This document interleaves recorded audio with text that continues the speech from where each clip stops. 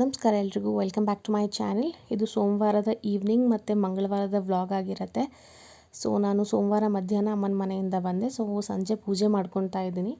ಈ ಸೇವಂತಿಗೆ ಹೂವಿನ ಕಲರ್ ತುಂಬ ಚೆನ್ನಾಗಿತ್ತು ಅಂತ ಅಲ್ಲಿಂದನೇ ತೊಗೊಂಡು ಬಂದಿದ್ದೆ. ಆ್ಯಂಡ್ ಈವ್ನಿಂಗ್ ಪೂಜೆ ಮುಗಿಸ್ಕೊತಾ ಇದ್ದೀನಿ. ಸ್ಫಟಿಕೆ ಹೂವು ಅಮ್ಮನ ಮನೆಯಿಂದನೇ ತಂದಿದ್ದು.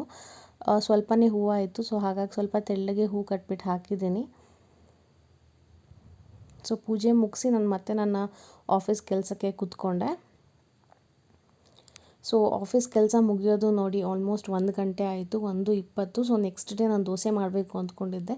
ಅದಕ್ಕೆ ವೆಜಿಟೇಬಲ್ಸ್ ಆಗು ಮಾಡಬೇಕು ಅಂತ ಅಂದ್ಕೊಂಡಿದ್ದೆ. ಸೊ ವೆಜಿಟೇಬಲ್ಸ್ ಎಲ್ಲ ಕಟ್ ಮಾಡ್ಕೊಬೇಕು. ನೋಡಿ ಹೊರಗಡೆ ಎಷ್ಟು ಕತ್ಲಿದೆ.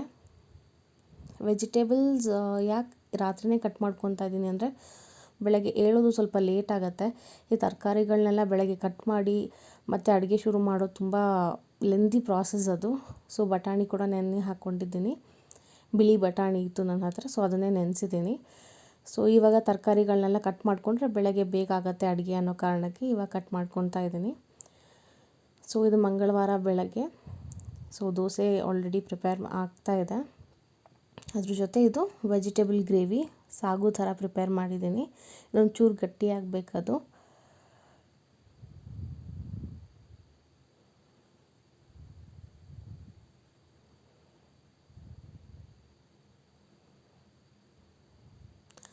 So breakfast ಮುಗಿಸ್ಕೊಂಡ್ವಿ.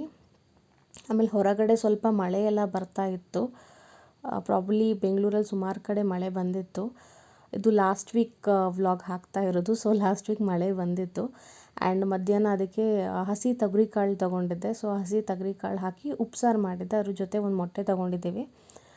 ಆ್ಯಂಡ್ ಮುದ್ದೆ ಪ್ರಿಪೇರ್ ಮಾಡಿದ್ದೆ, ಬಿಕಾಸ್ ಈ ಚಳಿಗೆ ಮಳೆಗೆ ಎಲ್ಲ ತುಂಬ ಚೆನ್ನಾಗಿರುತ್ತೆ ಅಂತ. ಸೊ ಅದಾದಮೇಲೆ ನಾನು ಆನ್ಲೈನ್ನಲ್ಲಿ ಒಂದು ಟ್ರೈಪಾಡ್ನ ಮತ್ತು ಡ್ರೆಸ್ ಪೀಸಸ್ನ ತರಿಸಿದ್ದೆ. ಸೊ ಅದು ಅನ್ಬಾಕ್ಸ್ ಮಾಡ್ತಾಯಿದ್ದೀನಿ. ಮುಂಚೆ ಇದ್ದ ಟ್ರೈಪಾಡ್ದು ಒಂದು ಸ್ಕ್ರೂ ಕೆಳಗಡೆ ಬಿದ್ದೋಗ್ಬಿಟ್ಟಿತ್ತು. ಸೊ ಅದು ಸಿಕ್ಕಿರಲಿಲ್ಲ. ಸೊ ಹಾಗಾಗಿ ಹೊಸದು ತೊಗೊಂಡೆ, ಬಿಕಾಸ್ ಕುಕ್ಕಿಂಗ್ ವೀಡಿಯೋಸ್ನೆಲ್ಲ ಶೂಟ್ ಮಾಡೋಕ್ಕೆ ಆಗಲ್ಲ.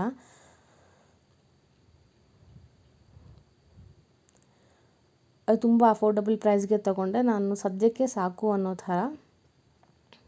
ನೋಡಿ ಅಲ್ಲಿ ಲೈಟ್ ಕೂಡ ಇದೆ. ನಾನು ಮುಂಚೆ ಇದ್ದಿದ್ದು ಟ್ರೈಪಾಡಲ್ಲಿ ಇರಲಿಲ್ಲ. ಸೊ ಇದೊಂದು ಅಡಿಷ್ನಲ್ ಫೀಚರ್ ಅಂತ ತೊಗೊಂಡೆ. ಸ್ವಲ್ಪ ರೀಸನಬಲ್ ಪ್ರೈಸೇ ಇತ್ತು, ಹಾಗಾಗಿ ಸ್ವಲ್ಪ ದಿನ ಹೇಗೋ ಅಡ್ಜಸ್ಟ್ ಆಗುತ್ತೆ. ಆಮೇಲೆ ಬೇರೆ ಹೊಸದು ಒಳ್ಳೆ ಕ್ವಾಲಿಟಿ ಇರೋದು ತೊಗೊಳ್ಳೋಣ ಅಂತ ಸುಮ್ಮನಾದೆ.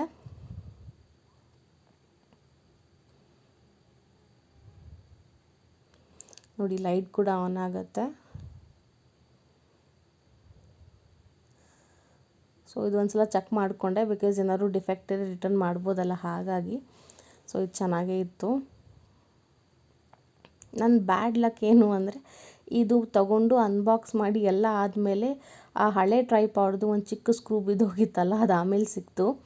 ಸೊ ಏನೂ ಮಾಡೋಕ್ಕಾಗಲ್ಲ ಇವಾಗ. ಆಮೇಲೆ ಇದು ಸ್ವಲ್ಪ ಅಫೋರ್ಡಬಲ್ ಪ್ರೈಸಲ್ಲೇ ಇತ್ತಲ್ಲ, ಸೊ ಹಾಗಾಗಿ ಸುಮ್ಮನೆ ಆದೆ. ಅಂದರೆ ಅದು ಮತ್ತೆ ನೆಕ್ಸ್ಟ್ ಏನಾದ್ರು ಪ್ರಾಬ್ಲಮ್ ಆದಾಗ ನನಗೆ ರೀಪ್ಲೇಸ್ಮೆಂಟ್ ಆಗುತ್ತೆ ಅನ್ನೋ ಕಾರಣಕ್ಕೆ.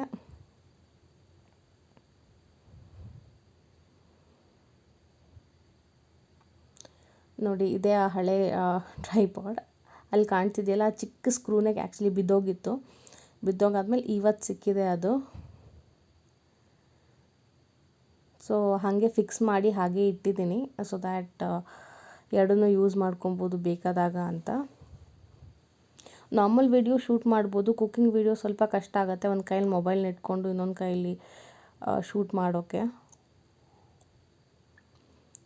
So next 2 dress pieces actually ನಾನು ಆರ್ಡರ್ ಮಾಡಿದ್ದೆ.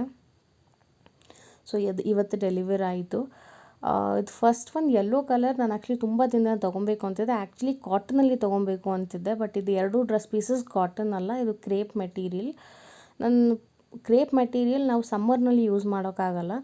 ವಿಂಟರ್ಸ್ಗೆ ಈ ಕ್ರೇಪ್ ಮೆಟೀರಿಯಲ್ ಯೂಸ್ ಮಾಡ್ಕೊಬೋದು. ನಾನು ಒಂದು ಮೇಜರ್ ರೀಸನ್ ಯಾಕೆ ಡ್ರೆಸ್ ಪೀಸಸ್ನ ಆರ್ಡರ್ ಮಾಡಿದ್ದು ಅಂದರೆ, ಬಿಕಾಸ್ ನಾನು ಮುಂಚೆ ಆಫೀಸ್ಗೆ ಹೋಗುವಾಗ ನಾವು ರೆಗ್ಯುಲರಾಗಿ ಕುರ್ತೀಸ್ನ ಯೂಸ್ ಮಾಡ್ತಿರ್ತೀವಿ, ಅದಕ್ಕೆ ಲೆಗ್ಗಿಂಗ್ಸ್ ಅಥವಾ ಪ್ಯಾಂಟ್ಸ್ನ ಯೂಸ್ ಮಾಡ್ತಿರ್ತೀವಿ.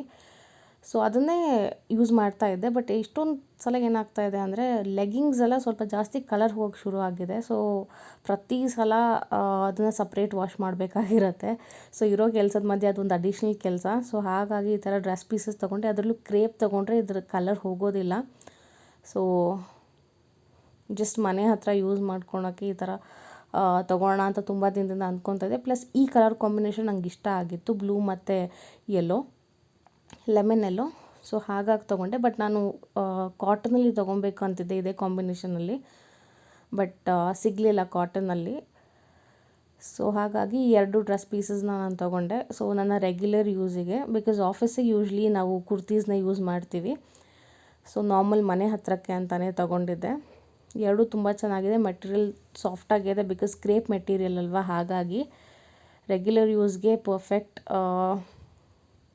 ಸೊ ಹಾಗಾಗಿ ತೊಗೊಂಡೆ. ನಾನು ಈ ಮುಂಚೆ ಆ್ಯಕ್ಚುಲಿ ಅಜಿಯೋನಲ್ಲಿ ತುಂಬ ಜಾಸ್ತಿ ಪರ್ಚೇಸ್ ಮಾಡ್ತಾಯಿದ್ದೆ. ಅಂದರೆ ಮುಂಚೆ ಆಫೀಸ್ಗೆ ಹೋಗುವಾಗ, ಬಿಕಾಸ್ ಆಫೀಸ್ ಕುರ್ತೀಸ್ಗೆಲ್ಲ ತುಂಬ ಚೆನ್ನಾಗಿ ಸಿಗುತ್ತೆ. ಅದು ಬಿಟ್ಟರೆ ನಾನು ನಾರ್ಮಲ್ ಸ್ಟೋರ್ಗೆ ಹೋಗಿ ತೊಗೊತಾ ಇದ್ದೆ. ಬಟ್ ಈಗ ವರ್ಕ್ ಫ್ರಮ್ ಹೋಮ್ ಆಗಿರೋದ್ರಿಂದ ಸ್ವಲ್ಪ ಪರ್ಚೇಸಿಂಗ್ ಇದೆ, ಮಾಡ್ತೀನಿ, ಬಟ್ ಸ್ವಲ್ಪ ಕಡಿಮೆ. ಸೊ ಪ್ರಿಫರಬಲಿ ಮನೆಯಲ್ಲಿ ಯಾವ ಬಟ್ಟೆ ಕಂಫರ್ಟಬಲಾಗಿ ಹಾಕೊಬೋದು ಅದನ್ನು ಪ್ರಿಫರ್ ಮಾಡ್ತಾಯಿದ್ದೀನಿ. ಸೊ 2 ಅದೇನಾದ್ರು ಡಿಫೆಕ್ಟ್ ಇದೆಯಾ ಅಂತ ನೋಡ್ಕೊತಾ ಇದ್ದೀನಿ. ಸೊ ರಿಟರ್ನ್ ಪ್ಲೇಸ್ ಮಾಡ್ಬೋದು ಅಂತ. ಚೆನ್ನಾಗೇ ಬಂದಿತ್ತು ಆ್ಯಂಡ್ ರೆಗ್ಯುಲರ್ ಯೂಸ್ಗೆ ಪರವಾಗಿಲ್ಲ ಅನಿಸುತ್ತೆ. ಕಾಟನ್ ತಗೊಂಡಾಗ ಒಂದು ಪ್ರಾಬ್ಲಮ್ ಏನಾಗುತ್ತೆ ಅಂದರೆ ಕೆಲವು ಸಲ ಶ್ರಿಂಕ್ ಆಗೋ ಚಾನ್ಸಸ್ ಜಾಸ್ತಿ ಇರುತ್ತೆ. ಸ್ವಲ್ಪ ನೋಡಿ ತೊಗೊಬೇಕಾಗತ್ತೆ. ಈ ವಿಡಿಯೋ ನಿಮ್ಗೆ ಇಷ್ಟ ಆಗಿದೆ ಅಂದ್ಕೊತೀನಿ. Thank you so much.